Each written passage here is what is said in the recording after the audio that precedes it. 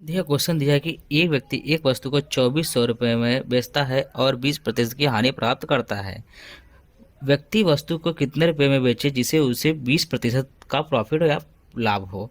तो देखिए ये फार्मूला हम लोग का यूज करने वाले हैं। तो 2400 रुपये दिया है जो है सेलिंग प्राइस, पहला सेलिंग प्राइस बटे 100 में से घटा देंगे, हानि हो रहा है तो जगह ये 80 बराबर सेकंड पूछा है विक्रय मूल्य, मान लीजिए एक्स है बटे 20% प्रॉफिट हो रहा है तो 100 + 20 तो 120 हो जाएगा। ठीक है, यहाँ तक ये वाले जीरो से ये वाला जीरो कैंसिल, 8 एकम 8, 8 तिक्का 24 और 2 जीरो क्रॉस मल्टीप्लाई 12 3 36 और 2 जीरो रुपया जो है इसका है सेकंड विक्रय मूल्य है।